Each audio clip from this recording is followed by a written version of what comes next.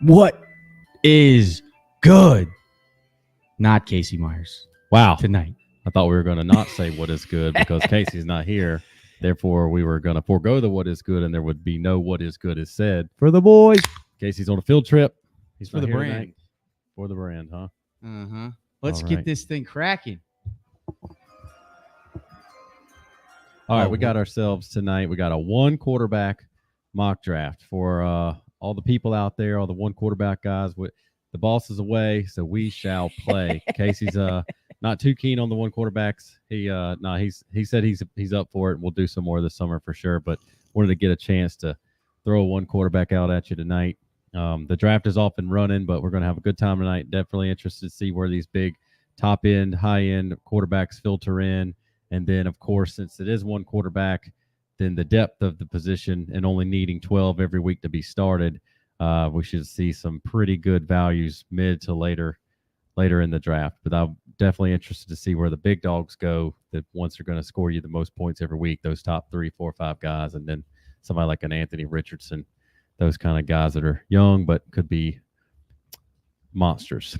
All right, so Bijan 1-1. Kind of surprising, but not necessarily. I would imagine Justin Jefferson would have been a lock, but we got Bijan at the 1-1, Jefferson 2, Chase 3, CeeDee Lamb 4, Christian McCaffrey at 5. Interesting. St. Brown, Marvin Harrison jumps into the middle of the first round. This is big news. Breece Hall, most likely top 3 running back this year if he's healthy. Garrett Wilson, Puka at the top 10 so far. Christian McCaffrey at 1.5. He just got an extension today. He's got a couple extra years added onto his contract, so it keeps him in the system.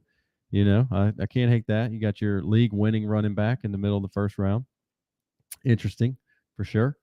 Breece Hall at 1.8 is Studley. Jahmyr Gibbs at 1.11. I think I could probably take a couple of wide receivers before I grab him, but I understand. I like it. I don't mind it. There's tons of PPR points to be headed his way. What we got tonight, guys, is we got a handful of OGs in the live mock here. We got 1, 2, 3, 4 guys that have been hanging out with us for years. That is awesome, and a couple of new guys that are super active. So good stuff. So we took the turn, Tyreek Hill and Brown. So that's a Studley little wide receiver core starting out, and then Chris Olave. So you got Tyreek Hill and A.J. Brown at the 112, 2-1 turn, and Olave jumps on Jahmyr Gibbs' train for the 111 pick. As these rookies, wide receivers continue to fill in here. Neighbors jumps up to 2-3. That's fun.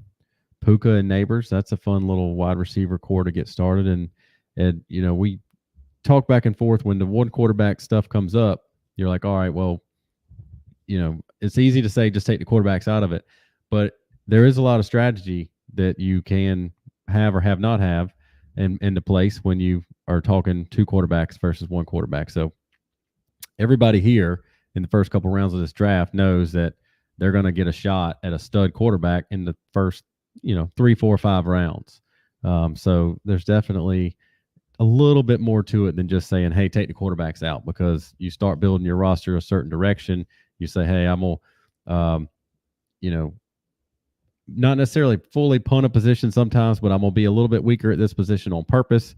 And sometimes when I want to go productive struggle, I might intentionally not have any good running backs for a while, so I can have studded out quarterbacks, studded out wide receivers, studded out tight end, and then pick up a cheap running back later as needed. And therefore my draft pick the next year, second year of the league, my rookie draft pick is hopefully better because I didn't have any, game winning running backs.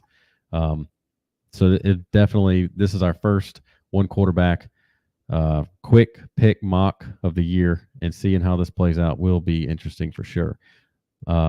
We had Neighbors at 2-3. Laporta jumps in here. It is tight end premium. So you got a 12-man league, 1 quarterback, tight end premium, 2 running back, 2 wide receiver, tight end, 2 flexes. So not crazy deep starting lineup. Should be shooting for upside here, fellas, to put in your lineup and then fill out some bench players from there. Sam Laporta at 2.4. My man Jalen Waddle gets paid. He's there at 2.5. So Waddle gets a whole bunch of money guaranteed a couple days ago. Good for him. Love it. Love it. Deserves it. Been on the must-buy list for a while. Keep buying him. Yeah, definitely. It's interesting. You see, like I don't necessarily think that Waddle needed to get that guaranteed money to justify any dynasty ranking. Nope. And I don't see that at all. But now that he has it, it doesn't hurt. But might make it more expensive to acquire, but people might not even really be paying that much attention. I still see him get traded. So, well, he just got paid, but I definitely think that could make him a little bit harder for somebody to let go of. I think he's going to be slept on a little bit less, I think, in the rankings and trade streets. So Waddle at 2.5 paired up with Breece Hall. Gotta like that. Jonathan Taylor 2.6. Interesting. Saquon jumps into 2.7 and ETN. So we got a little running back run here. It's got to be way too early for Saquon, right? Most likely. Just because we're playing one quarterback, guys, didn't mean we jumped into redraft here. Right. So we got Jonathan Taylor at 2.6, Saquon at 2.7, ETN at 2.8, 3 running backs in a row. Christian McCaffrey and ETN. This guy's got running backs coming at you week 1. He's ready to rock and roll. CeeDee Lamb at the 1.4. His running mate in the second round is the first quarterback off the board at Patrick Mahomes. I do find that quite interesting to be Patrick Mahomes and not Josh Allen. I do expect the Patrick Mahomes bump this year with some upgraded receivers for sure. So a little bit of talk in the streets about what the defense may do or may come back to earth with L'Jarius Sneed moving on in free agency. That's a big pickup for the Titans and a big loss for the Chiefs, but I don't know, man. The way that Spags draws it up, I don't know if they're going to drop off that much, but I think that the Mahomes pick at 2.9 still a touch early for me in one quarterback. Like just for instance, Drake London goes off the board at 2.10 with Kirk Cousins in town and Penix on the bench to make sure that the quarterback spot for Atlanta Falcons is secure for a while. It's a guy like Drake London I would probably want ahead of Patrick Mahomes in the one quarterback. And being 2.9, you're getting 2.9, so you got 3 picks to the end of the round, and then you got 3 picks back. So I mean, if you pass on Patrick Mahomes there and take a Drake London, just because he's the first, wide receiver since Patrick was taken, you're not going to miss all the good quarterbacks. You're not going to have some monster quarterback run. I can't imagine. Now, two have gotten taken since then, going to that turn, but I'd be shocked if a third was taken here, and even if so, can you not get to the 5th quarterback and be okay without Patrick Mahomes? To be determined. Drake London at 2.10, Josh Allen 2.11, Justin Jefferson, Josh Allen. That sounds illegal, right? That's a great start. Sounds like this guy's trying to win the league to me. You're going to go out and be a bully. So at the turn with the 1-1, Bijan Robinson, he holsters up C.J. Stroud and Trey McBride. That's a fun turn. Man, I've been out the one quarterback streets for a while. I'm not buying in on these quarterbacks in the second round. I understand Josh Allen's week to week advantage, and I love the future of CJ Stroud. I just don't know if I can. I think I got to sit another round out. But this is too much. And Henry brings up a good point in the chat. He says we're missing lots of tight ends that should have been in the second round, given that this is tight end premium. I mean, you probably got to take Laporta and. He needs to be up there. McBride needs to be up there. McBride went right after those quarterbacks. The thing about that is I did just mention that it's with 2 running backs, 2 wide receivers, a tight end, and 2 flexes. It's not the biggest bench ever. So I mean, it's not trying to keep it quick. It's not YouTube's. But normally we'd have. It's not the biggest starting lineup ever. So somebody, you're listening to this as a podcast later. You're watching this live right now as a startup mock on YouTube. Watching it later as a YouTube show. You're looking at your strategies going in. If you have the less starting lineup players that you have to come up with, the more high end each one of them can be focused on, because you don't have to have as much depth each and every week to be started. So, I mean, like I said, so Jalen Hurts makes it to 3.5. Of course, there was a little bit of a clunkiness to the Eagles offense down the stretch last year. Just paid 2 wide receivers and brought in Saquon. So you imagine, and Jalen Hurts was nicked up. Given some help, I imagine he's going to be scoring tons of points again next year. But maybe not the dynasty value of a Josh Allen and now a CJ Stroud. I think week to week, I can't imagine it would Hurts is. I mean, having Barkley, it'll be interesting to see what happens at the goal line often for the Eagles.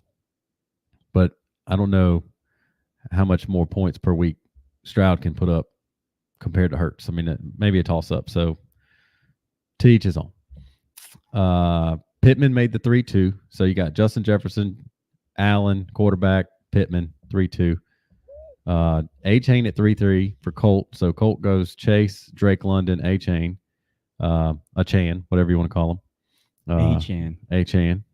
So hit us in the comments. People get so mad about the mispronunciation of names. Love you do it often enough. Is it Devontae Smith? I could have swore it was Devonta Smith. It's Devonta Smith. Yeah, someone was like, it's Devontae. It's Devonta. Devonta Smith is Devonta Smith. I would have bet money. So A-Chain at 3-3. Kincaid jumps in there this year's tight end one, maybe. That's what they say. That's what the boys like to say. Kincaid at 3-4. So CeeDee Lamb, Patrick Mahomes, Kincaid for that start for the first three for that team. I'm liking it. I'm digging it. Could have put a player in there other than Mahomes myself, but we shall see. And the Jalen Hurts at 3-5. So that's the team with the two running backs, Christian McCaffrey, ETN, Jalen Hurts. Kyron at 3-6. St. Brown, Barkley, Kyron. The running back green squares are out. Travis Kelce at 3-7. Can't do it. Andrews isn't even off the board yet. Yeah, he's just too old, man. I mean, we've been. You can only say that every year until it actually catches up. But did he sign a 2-year extension? He signed an extension. I understand, but he's 34. Come on, guys. I saw something with the biggest thing about it is Taylor Swift might be pregnant. In the biggest thing about it is for Travis Kelce, Taylor Swift. You have a team that's got 2 championships in a row, going for the third, and they now with these extra receivers, they don't necessarily, quote unquote, however you want to say it, need Travis Kelce week in and week out to be catching 8-10 balls anymore, right? They want him to be healthy for the playoffs. So I'm not saying he's going to be out there standing on the sidelines, but I don't think he's going to be. I think his catches goes down another year. I think his catches drops off another year, as they should. My man's 34. Roman Dunze at 3-8. Brandon Ayuk, 3-9. Nico Collins at 3-10. So you got 3 wide receivers in a row there. And the Nico Collins team has Puka, Malik Neighbors, Nico Collins for their first 3 picks, 3 wide receivers. That's some good-looking names. Kenny Walker, 3-11. Devonta Smith at 3-12. Brock Bowers at the turn. Pitts and Andrews. So we got a little tight end run there. So the 112 guy has Big Smooth, our guy, been rolling with us for a long time. So we got Tyreek Hill, A.J. Brown, Devonta Smith. So he doubles down on the Phillies receiver core and Brock Bowers. So 3 wide receivers, 3 stud wide receivers and Brock Bowers. And then you got Jahmyr Gibbs, Olave, Kenny Walker, and Kyle Pitts on the same team from the 111 spot. Covered the 3 wide receivers for Puka, Malik Neighbors, Nico Collins. He grabs tight end Mark Andrews at 4-3. So there's 1, 2, 3, 4, 5, 6. Mark Andrews goes off at tight end 7. Interesting. Could easily be top 3 or 4 tight ends points scored this year. DJ Moore, Tank Dell at 4-5. DK Metcalf at 4-6. How you feeling about DK Metcalf in the new Seattle offense and the ability for Metcalf to continuously outproduce his ADP? Yeah, I love it. I mean, I could definitely take him a few spots higher. You know, I think that's probably pretty good deal there. Maybe I probably would pull the trigger over Tank and DJ Moore, but I'm not mad at DJ Moore. I think definitely would take Metcalf over Tank Dell, right? I would take Tank Dell myself. Really? Yeah. You love Tank Dell. I love Tank Dell. What do you think, Brad? Alrighty then. Alrighty then, Brad. Thanks for chiming in there and leaving a little bit of dead air space. No, I mean, 4-6 DK Metcalf. I've seen him slide farther. Obviously, you take the quarterbacks out for the most part. So my eyes, the way this board's shaping up is just a little bit different from what our eyes are used to seeing with the 2 quarterback drafts, pushing all these players down some. So it's just something for us to adjust on the fly here because it's the first one of the year. But just comparatively speaking, I think that this is a fine area for DK to be going. And like you said, I mean, I could take him a few spots higher. I would have to just dig back through and find players to push down. And Tank Dale's not going to be one of them. It's probably properly rated right there. I mean, yeah, I just, it's an easy guy to underrate just because he's been around for a while. And but I feel like there's still some ceiling there he hasn't reached, right? Yeah, well, I think the talk is you have this double-headed monster of coach speak, whereas the Seahawks guys they're talking about right now, like, hey, we're going to be physical and we're going to establish and we're going to pound the rock and stuff. But then also the players and Geno's out here saying, hey, we're practicing plays I've never seen before. This this Washington college offense is coming into Seattle here, and they throw the ball like no other, and they create plays and create space for the wide receivers to be wide open. And that's all you can ask for your coaching staff is like, at least don't be vanilla and make it hard. It's hard enough out there. If you can create some space and create some matchups and get a guy like DK Metcalf to catch the ball running, let's go. So I think DK is a good guy to be catching, post hype sleeper. He's been really good. He's been very productive, and it just feels like he's underappreciated for what the potential ceiling of like you said, he's got ceiling, and the offense has a nice little influx coming. 4-7, Zay Flowers, and then go to T. Higgins at 4-8. Josh Jacobs jumps in there. Pickens up to 4-10. TJ Hawkinson 4-11. I think pretty much in every tight end premium, and really premium or not, I think where Hawkinson falls in pretty much here on out for the rest of the summer, it's going to be great value. I mean, the dude that's been doing nothing but sucking up catches for the Vikings since he got there. Got a big contract from him when he got there, and then got a rookie quarterback coming in.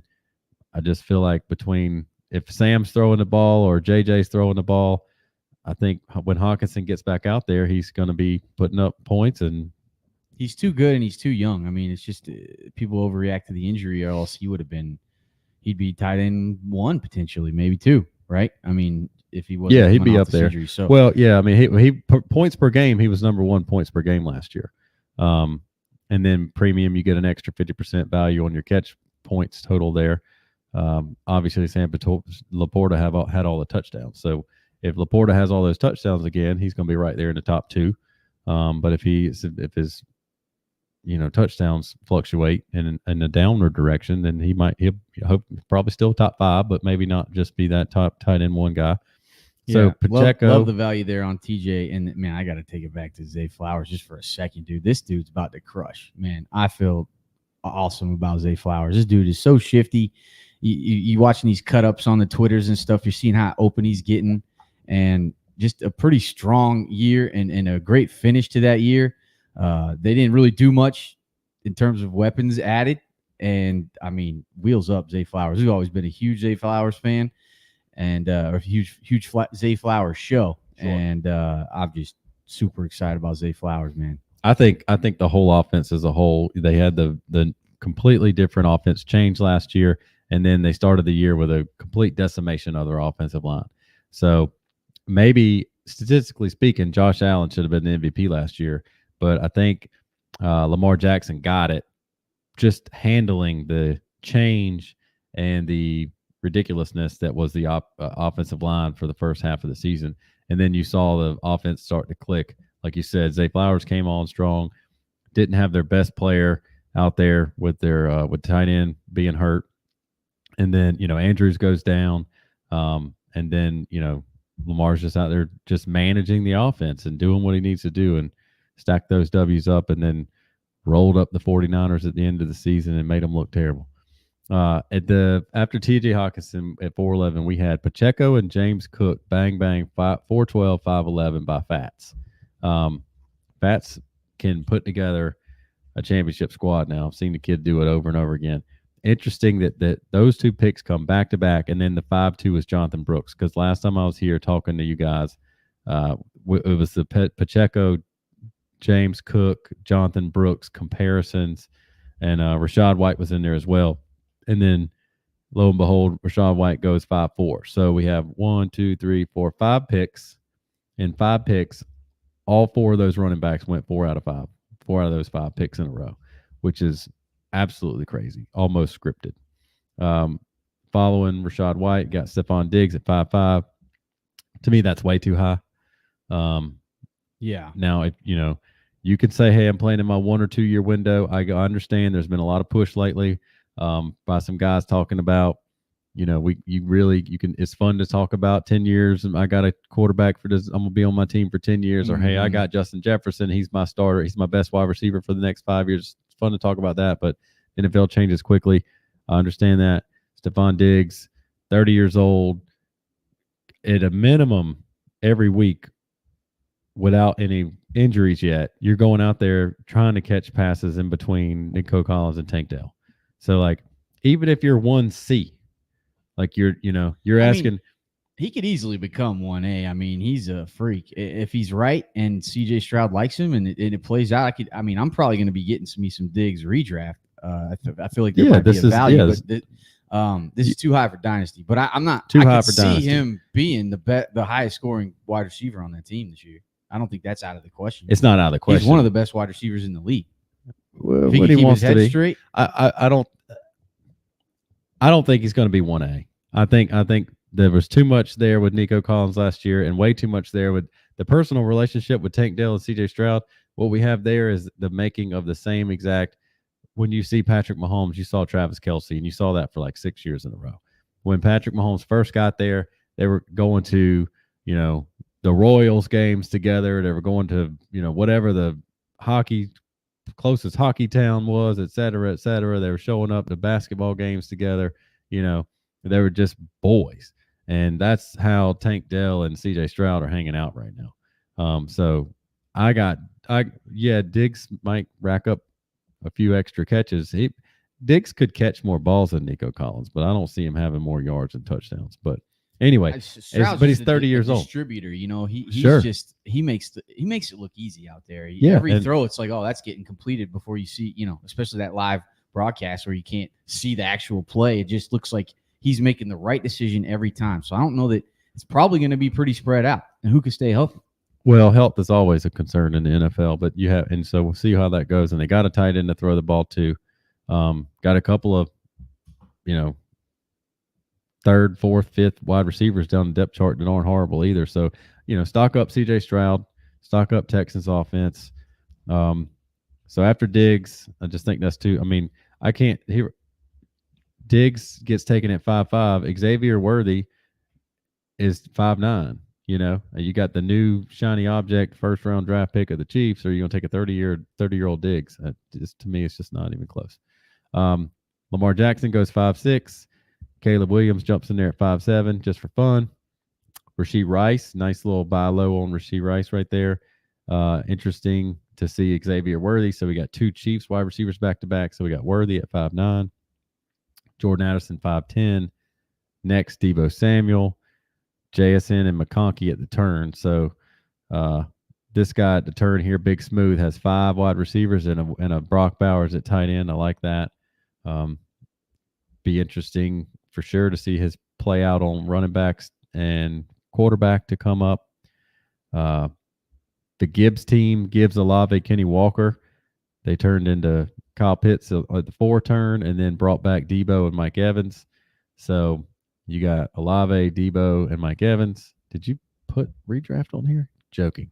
Mike Evans is about to crush again. The Puka team, Puka, Malik Neighbors, Collins, Mark Andrews, comes around with Addison, and now Jaden Reed is the last pick taken so far. So he's got 5 wide receivers and a tight end. So back here at the back of the draft, the 10 spot and the 12 spot both have completely matching color combos. We got 3 wide receivers, a tight end, and then 2 wide receivers. And the first 6 rounds for both of those teams. So we got an interesting color combo going on. JMW likes to wait on them RBs. JMW ain't afraid. He ain't afraid. Smooth too. Good drafters. Good not stuff. That I'm not out on RBs. I just mean in general, those guys are good drafters. Oh yeah, well, been hanging out with us for a while, teaching us. They've been hanging out, teaching us how to do it. Devontae Adams comes off the board, so we got a mix of youth and brings in a veteran here. Nohara, don't know Nohara yet. Have yet to cross paths into trade streets. Let's get it in, Nohara. So we got Garrett Wilson for him at 1.9. He came back with Sam Laporta. Ayuk at 3.9. So Wilson, Laporta, Ayuk, first three. Then he comes back with DJ Moore, Worthy, and Devontae Adams. So he also has 5 wide receivers and a tight end. So that makes 4 out of the 5 teams at the end of the draft here. 3 out of 4 teams that have a 5 wide receiver stack with a tight end. Got some fun builds on this side, and on the other side of the bracket over here, on the other side of the Final Four bracket, yeah, we got some more color over here. We got some more running backs and a few more quarterbacks off the board over here. So on the right side of the bracket, picks 8 through 12, whole bunch of wide receivers. Over here, 1 through 7, got a nice little spread of quarterbacks and running backs mixed in. So we'll see you in the playoffs, they said. So here comes Christian Kirk at 6'5", Joe Mixon 6'6". Another team with 5 wide receivers. The Breece Hall team has 5 wide receivers. Breece Hall, Jalen Waddle, Rome Odunze, Tank Dell, Rashee Rice, Christian Kirk. That's a fun team. So maybe week 1, Rome's on the bench to see how it plays out in Chicago. But you got Tank Dell and Waddle there, and then Rashee Rice is obviously going to be on the bench, but then you plug it back in with Christian Kirk to buy you time. Strong. That's strong. That's how you do it right there, boys and girls. Joe Mixon team. He's got Joe Mixon and Jonathan Taylor for running backs, Marvin Harrison and DK Metcalf, Caleb Williams and Travis Kelce. Shaneo. It's probably Shano. Shano Destroyo. That's he's in some leagues with me. He jumped in and took over a team that needed some help, and he's in there making noise. So the 3-7 Travis Kelce pick, you come back around. Your first pick is Marvin Harrison, so you got a rookie, you got a stud, maybe one of the most hyped rookie wide receivers ever. Jonathan Taylor at 2.6. He was just on the bounce back program that you put out a day or two ago. Jonathan Taylor's chances of coming back and being awesome this year are high. Travis Kelce at 3.7 just kind of throws a little wrench into plans there to me. Obviously, you want to win. Travis Kelce can help you win this year, but you follow it up with DK Metcalf and a rookie quarterback, and that's fine. You can the same thing we just said about Rome Odunze being on the bench and the suspended to be soon to be suspended at some point, Rashee Rice, and then you fill that up with Christian Kirk. Obviously, this guy right here, Shane Destroyo, could have Caleb Williams on the bench trying to figure out if he's going to have a really, rough rookie first couple of weeks, or maybe he takes off, but he could, throw a Stafford or somebody in there week 1 to give you some love. Joe Mixon, definitely not a spring chicken, but makes a nice combination with Taylor to come out and try to win something right away.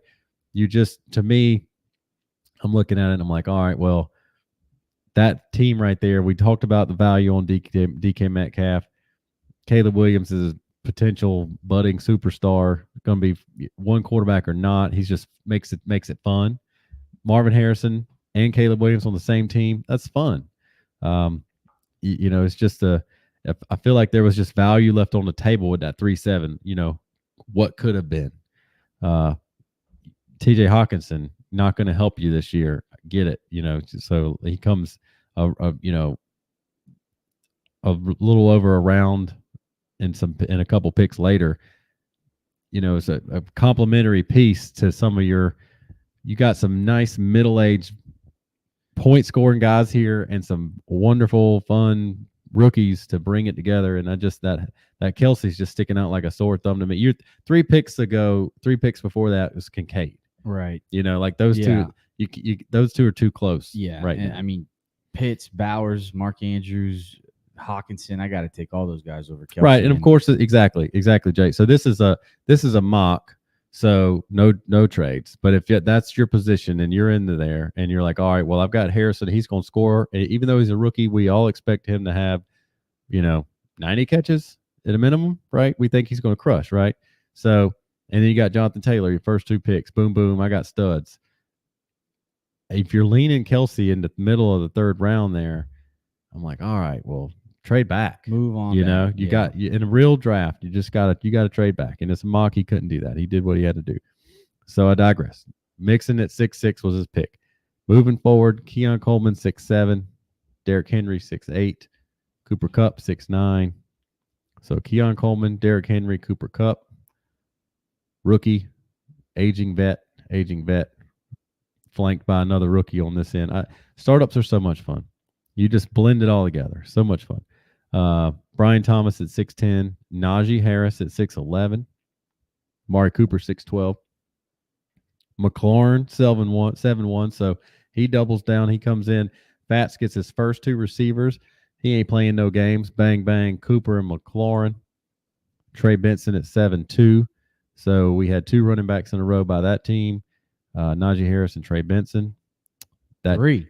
Brooks before that. Yeah, jumps in with Brooks. So he's got Justin Jefferson, Josh Allen, Pittman, Hawkinson, Brooks, Najee Harris, and Benson. So he's rocking 2 rookie running backs and Najee Harris. Be interesting to see if he can get a tight end to fill in for a couple of weeks for Hawkinson easily. there. I mean, I'm not afraid of taking Hawkinson because I'm trying to win this year or something like that. We're playing Dynasty. He will be back at some point, crushing it. You could find some mediocre tight end points later in this draft for sure. Yeah, maybe tide you over. Maybe much better than mediocre as well. So after Trey Benson, we got Javonte Williams at 7'3". Christian Watson jumps in there at 7'4". DeAndre Swift at 7'5". So in this one, last time I was here, I complained about how early Swift was going. He definitely fell down a little bit in this draft compared to some other players that I needed to see be off the board before I could draft him. I'm good with that. Alvin Kamara 7'6", Keenan Allen 7'7". Nice little run of veterans there, a little mix. Jordan Love 7'9". Excuse me. There you go. There's that 7'8". Whatever. Is it 7'8"? Okay. 7'8", Jordan Love. There's that really good quarterback value in the 7th round. Of course, he's only done it for 1 year, and it was really. I mean, shit, Joe Burrow's still out there. Herbert's out there. Kyler Murray, Brock Purdy. I can't take it to quarterback yet. Sure. It's still too soon. Would have been hard to make that. I can't, on my computer screen, I can't see who's still out there. Yeah. But Herbert, I can see the team he has established. Sure. When I go back to when I'm talking about the Mahomes and the Josh Allen and the CJ Stroud in the 2nd round, Jared Goff, man, there's just such good value on quarterbacks. I mean, I wouldn't call out Jared Goff's name right this second. I'm not in terms of compared to who you there, just said, with the Kyler Murray and Joe Burrow still on the board. You can wait. Keep waiting because they're even. Obviously, I'm not saying take Jared Goff right there at 7-8, but you don't have to take a quarterback there because there's so many left. People always get upset about the super flex and why don't you do 1 QB? It's literally just take out all the quarterbacks and there's your 1 QB. Because people want to know, how early should I take a quarterback? Don't take the early quarterback. Wait on that thing. I mean, you want to take Mahomes, one of those top guys at a good value. The 2nd round's not good value. Right? Agreed. But you want to take one of them, maybe 3rd somewhere in there, early 4th, whatever, to make a real difference maker. I'm okay, I guess, with that. But if you miss on those guys, you got to wait. Just wait. Can't be taking them early. No, I agree.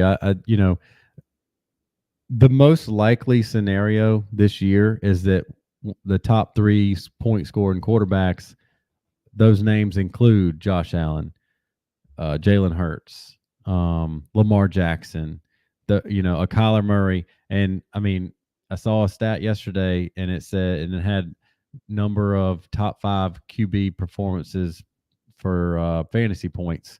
And it was, this guy had 2 and this guy had 2 and this guy had 1. And it was just like a weekly top 5 finish. Patrick Mahomes had 2. This guy had 2, really popular names. And of course, I should probably pull it up. But Anthony Richardson had 2 and he played 4 games, and 2 of those 4 games he got hurt. So obviously the hurt part sucks, but Anthony Richardson is just as likely to finish in the top 3. If he plays all the games, he's top 5 no matter what. If he crushes, then he could be running away with the number 1 spot. He could be dominating. And then, you could take Anthony Richardson, went in the 5th round. So you could have this. Colt had Jamar Chase, London, Achane, Pickens. So he's got 3 stud wide receivers. It's to be determined if Pickens can really have liftoff with the Steelers quarterback upgrades. I like it. I like it too. But we're going to see the Falcons one way or another. The Falcons have 2 quarterbacks that have to go down before they get anywhere close to being as bad as they were. They're right. They could bring in a guy off the street and not be as bad as they were last year at quarterback. So I imagine that Drake London has to come up, that we all expect him to. So Jamar Chase, Drake London, Achane, Pickens, no quarterback yet. 3 stud wide receivers. 2 of them are, high upside with some risk because we haven't seen 16-game, 17 dominant performance out of these guys. But if we had, they wouldn't be 2nd and 4th rounders. Right. Shout out to Colt. Let me get some Falcons tickets, dog. Right. And then Anthony Richardson in the 5th round. And then he comes in, Brian Thomas, and takes a stab on Javonte Williams. I mean, Sean Payton's running backs are going to catch balls. Who's it going to be? Catch a couple, maybe the cheapest one. Obviously, people want it to be Jaleel McLaughlin so bad, but it could easily be Javonte Williams could be catching balls in the 7th round. Oh, he's a strong. Worth the dice roll. Definitely. Worth the dice roll. So let's pick up where we were. Jordan Love, 7-8. Monty 7-9. Monty goes 7-9. Stevenson jumps in there in the 7th round, 7-10. So that's both of those teams' first running backs. And they ended up taking 2 more coming up. It's on the screen here for you for your pleasure. Kyler Murray, 7-11. Just like, 7th round, high upside quarterback. You can have a complete team put together almost. I mean, this guy's got his 2 running backs, his 2 wide receivers, his tight end, and 1 flex. And then he picks his quarterback. Like you're talking about, one quarterback. You should be waiting and find that sweet spot where you're like, this guy right here, especially when you're on the ends. I was talking about that when Patrick Mahomes went off the board at 2-9. I'm like, you cannot have a bad quarterback situation when you get back at 3-4. You have 2-9. When you take Patrick Mahomes and you got 3 picks to the end of the round, and you got 3 more picks before you get back. And so obviously nobody's taking more than 1 quarterback in those picks for each of those teams. 2 of those guys picked quarterbacks, Allen and Stroud. So if Mahomes' guy didn't take a quarterback, who knows if they even started a quarterback run at that point. But you're not going to get back to your 3rd round pick without having an awesome quarterback option. So don't take Patrick Mahomes in the 2nd round. All right. Can't. Keep it moving. So Kyler Murray at 7-11. Every time we see an awesome quarterback back here in the 7th, 8th, 9th, 10th round now, we're going to go back and so this is your 1 quarterback for your pleasure right here. Here's where we're talking. Do I want to see Patrick Mahomes on my starting lineup? Absolutely. But you have a much better chance of being awesome if you go and fill out one of these teams that has running backs or tons of wide receivers and a tight end or so, and then you get you think when week 1 rolls around, the Kyler Murray team is scared of the Patrick Mahomes team, just all that value that was pushed in front of the quarterback. So and then when things get rocking and rolling, if you've got a good quarterback on your bench as well, maybe you can go 2 for 1 and maybe you can trade for Patrick Mahomes later. Much easier than you can in Superflex. Right. Quarterbacks can be moved around in 1 quarterback league a lot easier than Superflex. Well, it's and if you're trying to sell one, it's sometimes hard to sell a quarterback. You got a bunch of good quarterbacks. Like nobody wants to give you a ton of value for them. Sure. It was a mistake, but I got Josh Allen for like 1.9 last year in the rookie draft, and I was like, in a 1 QB rookie draft, right? Mm-hmm. I gave up the 1.9. Mm-hmm. Richardson was on the board. Mm-hmm. He didn't even take Richardson, but I wouldn't trade Josh Allen for Richardson. Right. But it's just hard to get good value when you're trading quarterbacks in 1 QB leagues. You're certainly not going to get back 2nd round startup value for a quarterback, most likely. Yeah, exactly. That's what I mean. Like Kincaid and a tight end premium, Kincaid and McBride, one of those guys. Once the season gets here, if those guys are popping off, you're not going to be able. Those guys were taken in the 3rd round. You're not going to be able to get those guys for those quarterbacks. Maybe Josh Allen if he's got there scoring 100 points a week like he does sometimes. I like taking the later value there.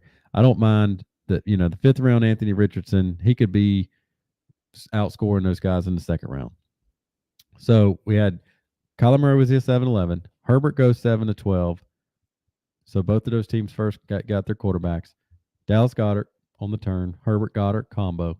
Kyler Murray's team come back with Deontay Johnson.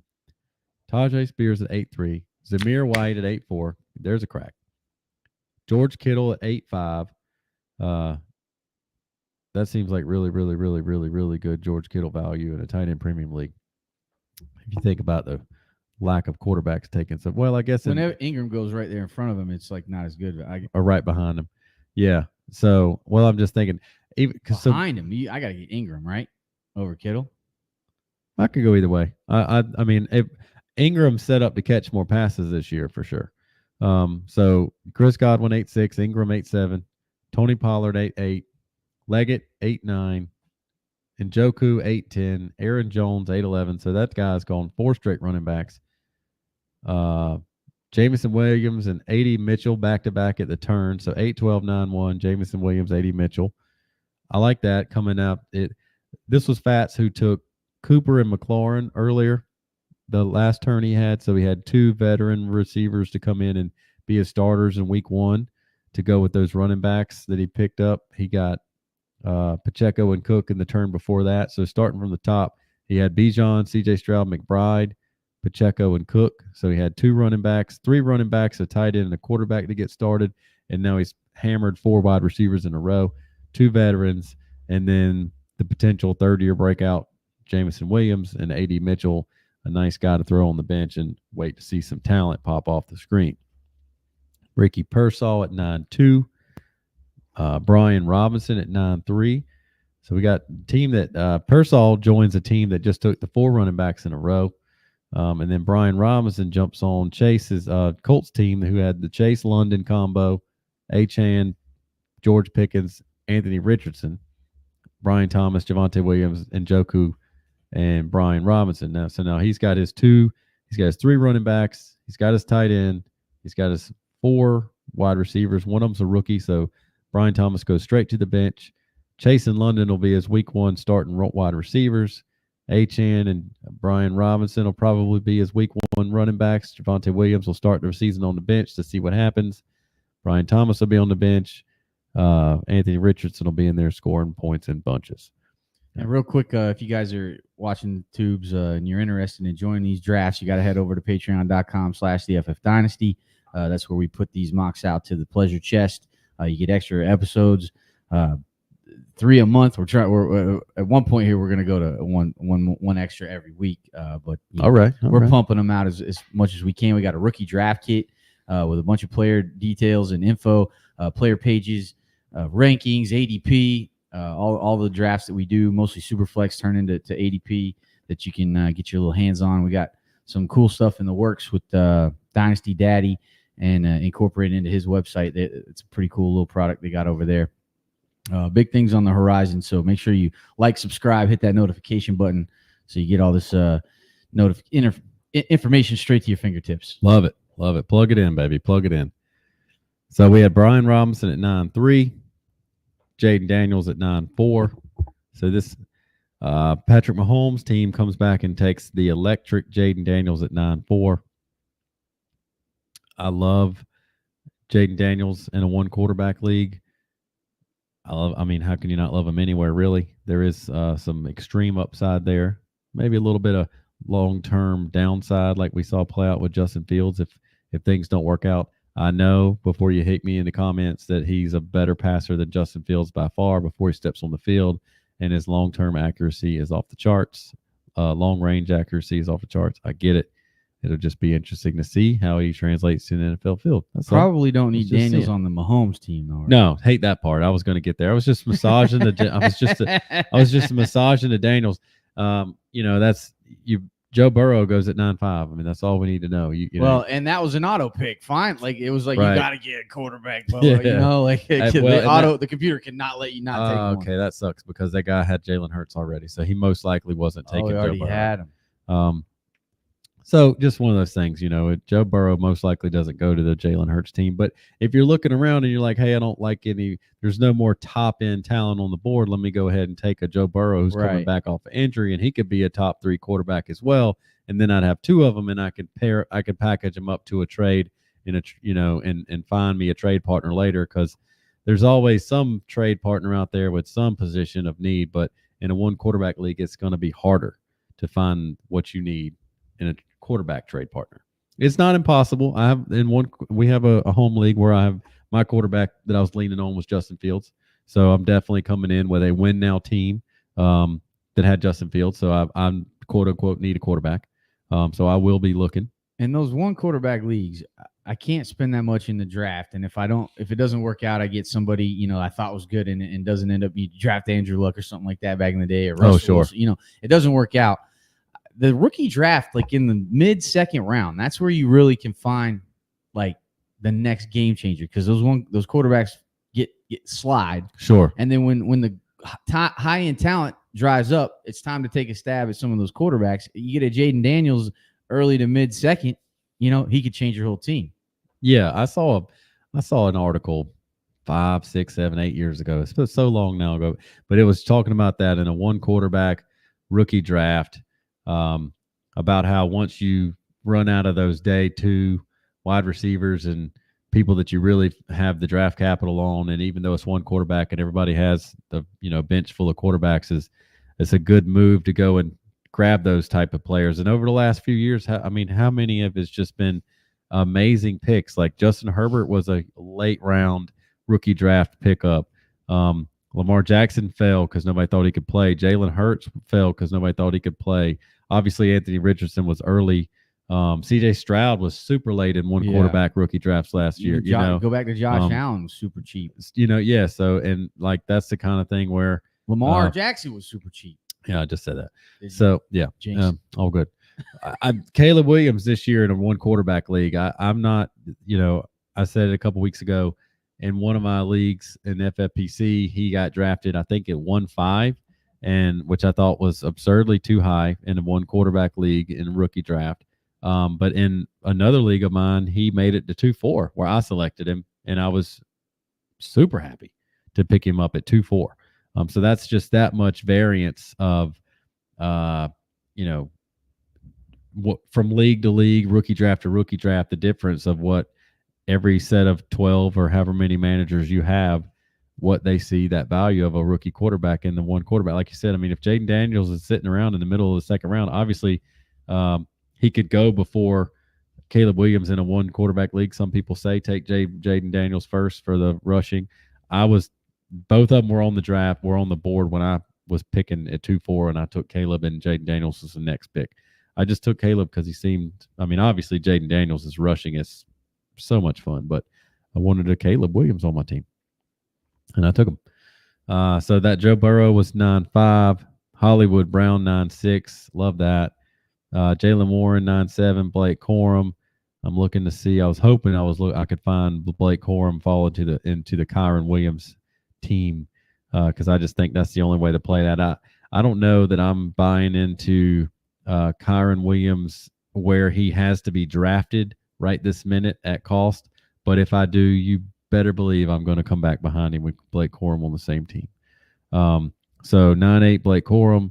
And it's not that I don't like Kyron Williams, and I think that the Rams are going to run him into the ground. It's just, missed time last year. This injury that he has right now he probably will be 100% by training camp. He'd probably be fine, but question marks. That's all it takes is the question marks. This is why I don't try to trade for any running back in the offseason unless I got a steal of a deal given to me where it's some kind of ridiculous smash accept proposition that came into my inbox. The running backs they're most likely to get hurt in the offseason. Blake Corum 9-8. Ferguson at 9-9. Love that. Kendre Miller, interesting. Very interesting that he gets on the Tajay Spears team here. Got 2 the 2nd-year running back breakout scenarios here for Spears and Kendre. Stack them up on the same team. It's a lot of fun with a team where the Puka team. So Puka, Neighbors, Nico Collins, first 3, Mark Andrews, Addison, Jordan Reed, Jaden Reed.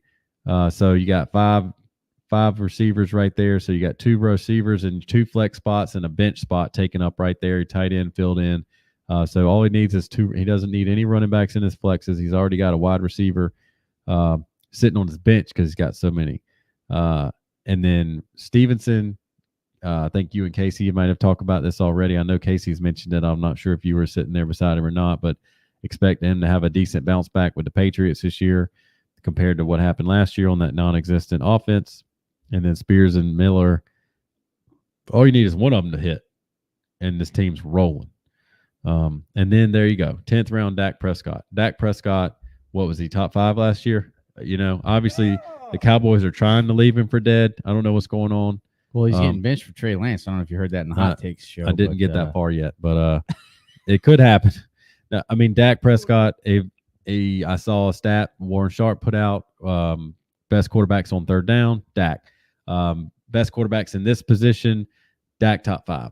Best quarterbacks against this stat, Dak top 5. I mean, everything you could have asked out of Dak last year, he gave it to you. And the Cowboys don't want to pay him long term yet. Just going more expensive every day, Mr. Jerry Jones. So Kendre Miller, and then 9-11 was Jahan Dotson, Zach Charbonnet, James Conner. Jahan. So I stick with it. It should be Johan. Hit us in the comments with the shade. Sharbs and James Conner at the turn. Come at, look at that. Sorry. I like that. Jumped ahead. This is a team that didn't have any running backs yet. So you got 2 running backs here on the turn for your first 2 yet. Big Smooth. He had all the wide receivers. It's the Tyreek Hill, AJ Brown, Devonta Smith, Brock Bowers, JSN and Ladd McConkey to go on the bench. Maybe Ladd McConkey starts in that second flex spot to start the year. Maybe he fills it with another player later. Justin Herbert was his 7-12 quarterback. Dallas Goedert. So he's got 2 tight ends. And then he comes with Charbonnet and James Conner. James Conner, obviously, Benson is there as a rookie, but James Conner seems to be a mighty fine week 1 starting running back.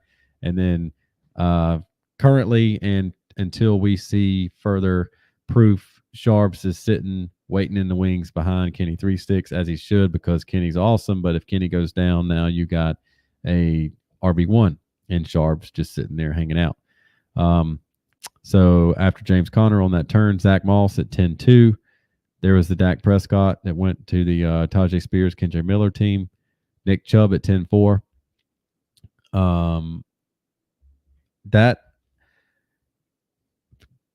I don't know what week Nick Chubb's going to step on the field, but when he does, that'll be the game I'm watching.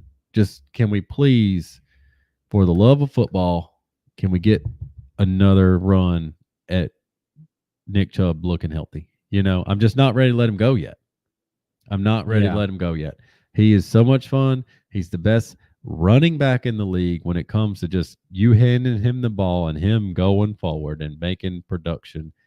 He's the most fun running back to watch run. Obviously, Christian McCaffrey is the best all-around running back in the league, but Nick Chubb is the best guy to just give him the ball and watch him work. And I really am not ready to just see him ride off. I hope he can come back from that knee injury. And if he does, golly, 10-4 is great.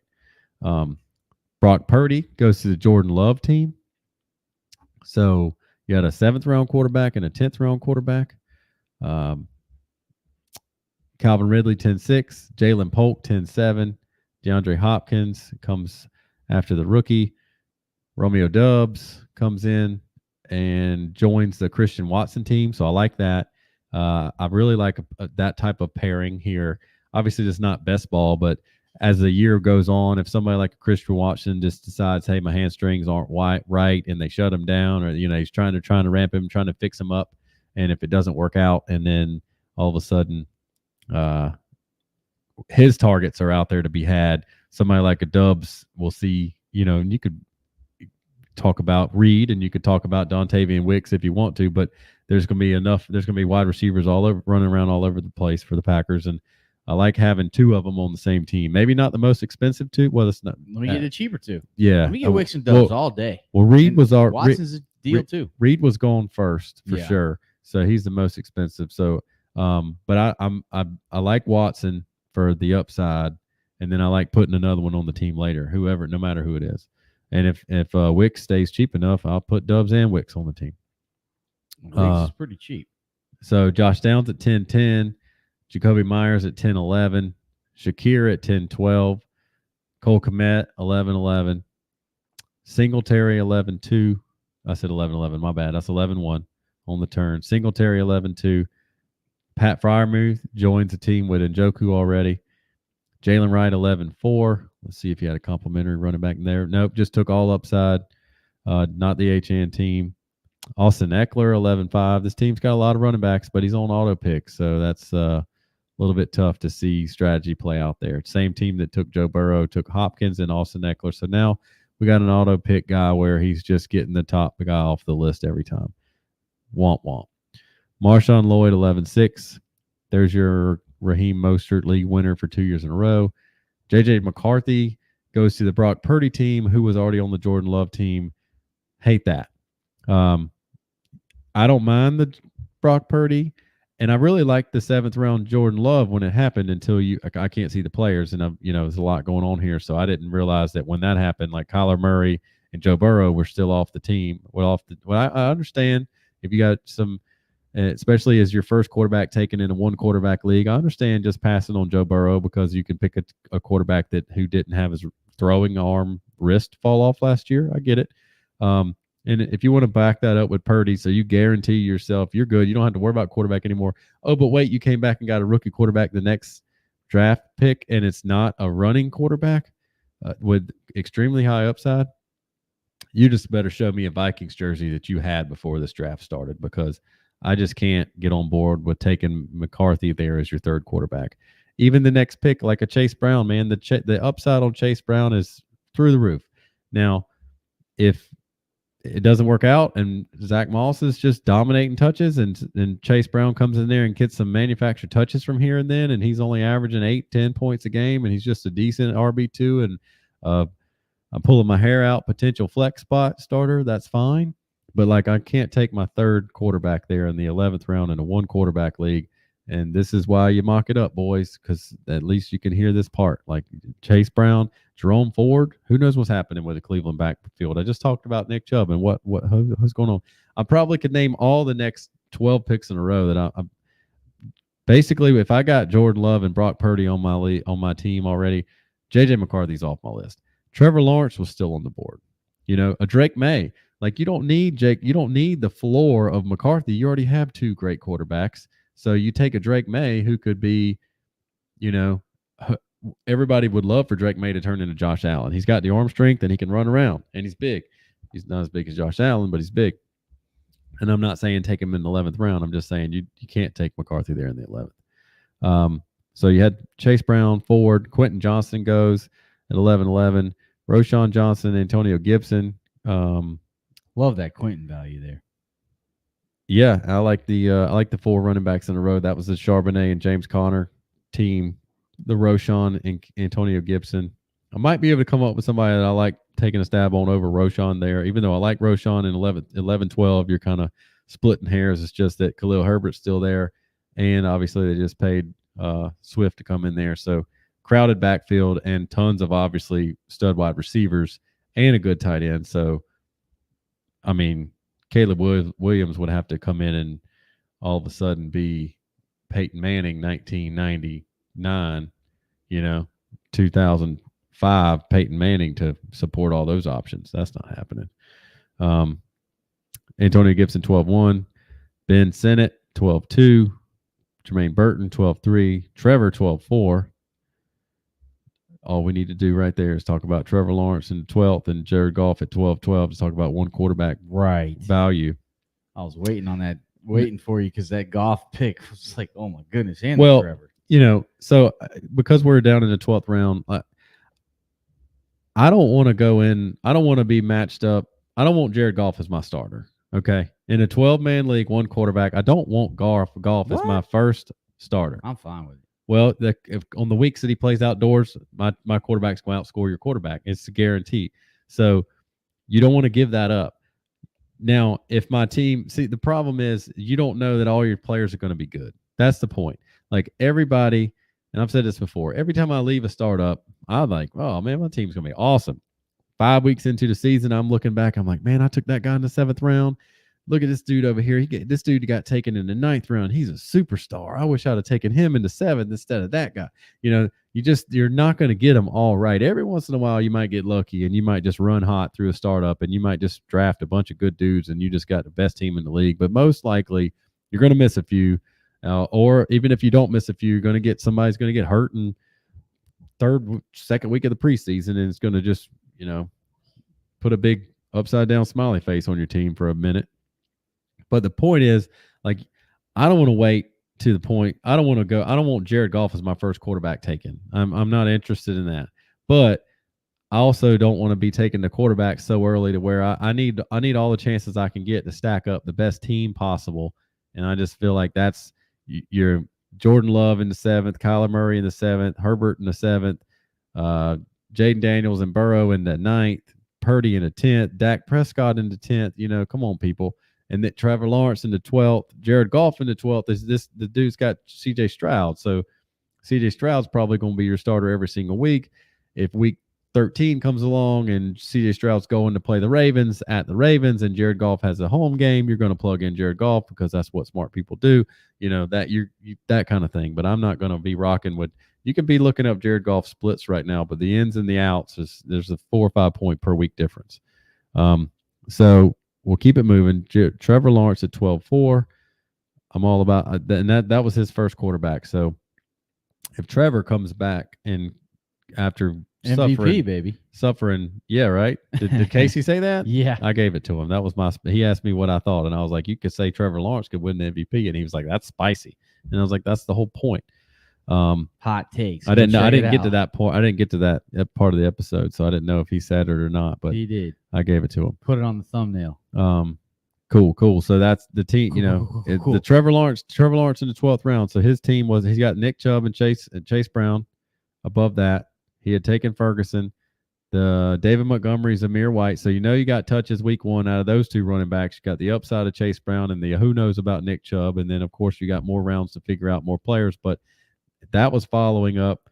He started with Garrett Wilson, Sam Laporta, Ayuk, DJ Moore, Worthy, Devontae Adams. So he had 5 wide receivers and a tight end to get started, and then he's been hounding running backs, tight ends, and then the 12th round, Trevor Lawrence, and he's on the clock right now currently. And he takes Marvin Mims. Let's go, Marvin Mims. Come on now. You're on too many of my teams from last year. Let me down. He started the season hot. Let's go, Marvin Mims. Gus Edwards at 12-5, Dalton Schultz at 12-6, Drake May 12-7, Franklin. I think Franklin is a very interesting situation now because he had the fall from grace in the NFL draft, and with all the rookie mocks that were going on before the NFL draft, he was in that player in the first round that I was completely skipping over every single time. And now that you can get him at 3-1 to 3-5 in a rookie draft, I think he's going to be a lot of fun to roster because he it's not a lot of wide receiver competition in Denver already. It's wide open. And then he's playing with his college quarterback. So that does not hurt at all. J.K. Dobbins, 12-9. Jerry Jeudy, 12-10. Sutton. Let's go, Sutton. There's your Jared Goff on the Stroud team. 13-1. Dontavian Wicks. Gotta love it. Kirk Cousins joins Josh Allen.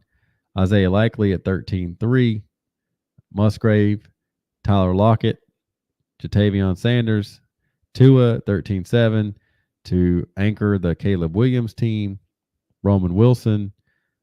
That was the Mims at 13-9. Braylon Allen getting some love from the New York Jets beats writers. Ezekiel Elliott 13-11, Shaheed 13-12, Keaton Mitchell. My man takes a home run cut. Still looking for running backs all the way down the list here for Big Smooth. Baker Mayfield anchors the Kyler Murray project team. Bucky Irvin is doubled up here with Braylon Allen. And then I like the Javon Baker pick at 14-4. I think it's Javon. Is it Javon Baker? Javon. I would say Javon currently until we hear different. I'm going Javon. Hit us in the comments. What is Somebody it? Give me us. the Phonetics. phonetics. Spell it out. Give me a dash in there somewhere. A hyphen. Where's the emphasis at? Emphasis. Chuba Hubbard, 14.5. Dolchich. That's a nice 14th round swing right there. He could be the size that, and I mean, we all want the Jimmy Graham role, right? Come on, man. Dolchich, let's go.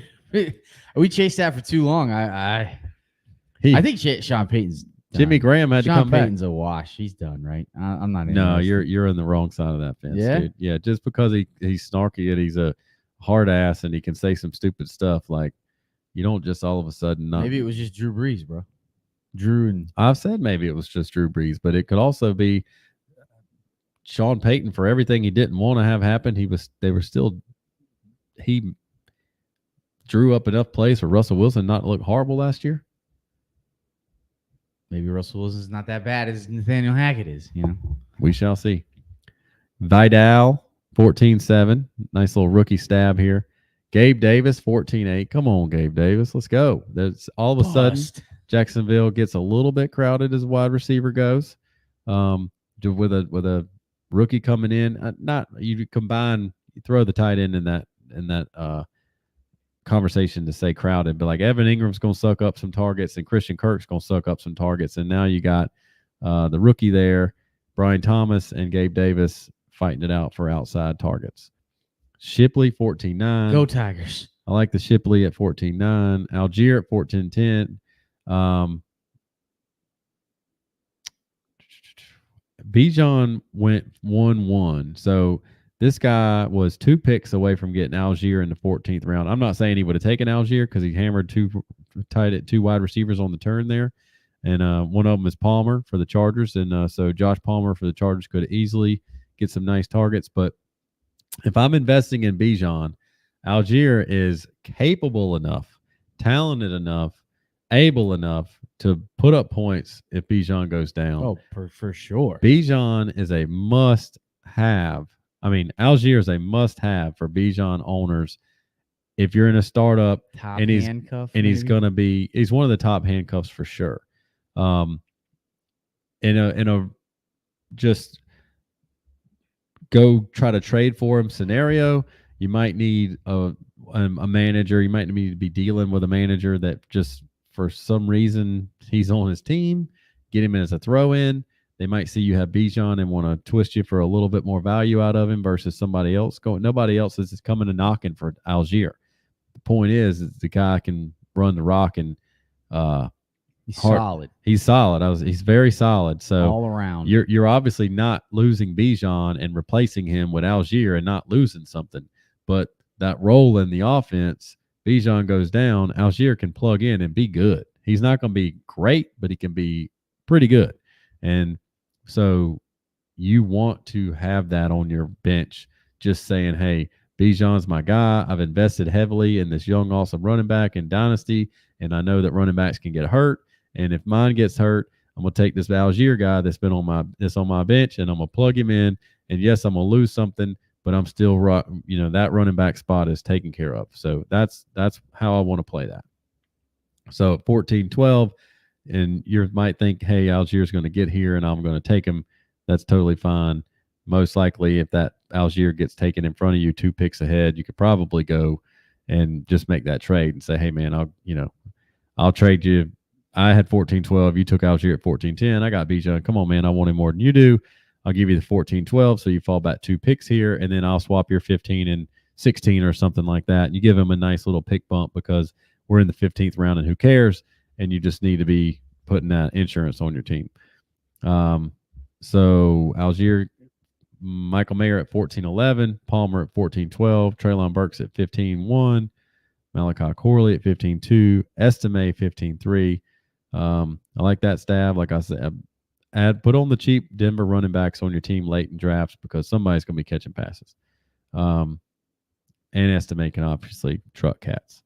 So we got Brendan Rice, Tucker Kraft, Deshaun Watson, Demario Douglas at 15-7. Chig, that's a nice little free tight end right there. Davis for Buffalo Bills. Ray Davis comes in, the Kentucky running back. Michael Wilson, Curtis Samuel, and Wandale to round us out at 15-12. I like that 15-11 Curtis Samuel, and Michael Wilson is going to be picking up scraps behind Trey McBride and Marvin Harrison, but he did look good doing it last year in a couple of red zone opportunities. My man can box out and win in the red zone. So I like that as a 15 rounder. What you got, Jay Wayne, over there? You got any questions you need to be asking? Or I tried to keep up with the teams as we went. Yeah, no, I think you did a great job with that. I think it helps. Every time I listen to one of these shows, or most of the time I'm in one of these drafts, and I might go back and put it on while I'm doing the dishes or something, being an awesome husband and doing what I got to do to be a man. There's a lot of names, so it's really cool the way you set it up for people to watch it on YouTube. But if you're listening to it like a podcast, it's a lot of names. It gets very confusing. So I just kept trying to come back to the team and run it down. But yeah, this was good. This was fun. And, first time. So I really didn't know. I said it going in. I wanted to see where the top end quarterbacks went. I wanted to see where Anthony Richardson would plug in just because he's my guy, and his, points per touch, points per drop back, points per whatever you want to call it was ridiculous. And then the late round values. And then, just did not have it on the show sheet for somebody to take J.J. McCarthy as their third quarterback in the 11th round. So I got my blood pressure up for a second. But that was also the same guy that took Breece Hall, Jalen Waddle, Roma Dunze, Tank Dell, Rasheed Rice, Christian Kirk, Jordan Love, George Kittle, Blake Corum through 9, and I was loving it. Loving his team,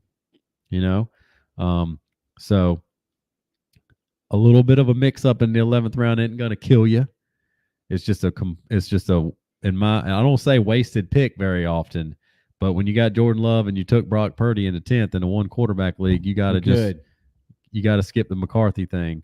You really mad about that McCarthy pick? I am. Well, because you think like I'm hung up on the Travis Kelce in the third round for that other team. And you just got to skip landmine. And I'm not Travis Kelce. If you could go back 5 years ago, in tight end premium for sure. But if you go back 5 years ago and pick any player, knowing what we know over the last 5 years, Travis Kelce's probably in my top 2. Maybe Justin Jefferson for sure. Travis Kelce, like if you go back and give me the last 5 years of production everything's going to play out the exact way it played out. We know what we know. I'm going to go back and take Travis Kelce, right? He's 34 years old now. Mm-hmm. At 29, we thought 35 in season. Who knows? That's just a number that's on the screen. I think Henry hit us in the comments with that. Okay, so I got hung up on the that's what I was saying. It's hard to call Travis Kelce a landmine, but in Dynasty in the third round, that's a landmine value pick right there. You didn't take best asset available. It was a long way from best asset available. And if you get into that in your head, I've said stuff like this before. Like if you're like, hey, I'm going to take Travis Kelce here, I'm going to win a championship in the third round. He's 34 years old, dude. The best thing you can do for your team is just trade back and then trade back again. And you can just take that whole, you can just play an experiment. You can say, you know what, instead of doing this wild, crazy, reckless thing right here and take Travis Kelce, I'm going to take this pick and I'm going to trade it back 7 times in a row. And I'm going to have a ridiculous stack of equity over here. And you can get back into your 4th round and all your picks can be the same. You can go 4th round DK Metcalf, Caleb Williams, Joe Mixon, on down the line. But you've kept trading back that spot that was going to be Travis Kelce. And now you might have like 4 extra second round picks next year or whatever. You could have brought up your 7th round pick into the 5th round. And all kind of things could happen. But don't take Travis Kelce in the 3rd round. Watch him play for 4 more years and just make me look terrible. But you got over there, Jay.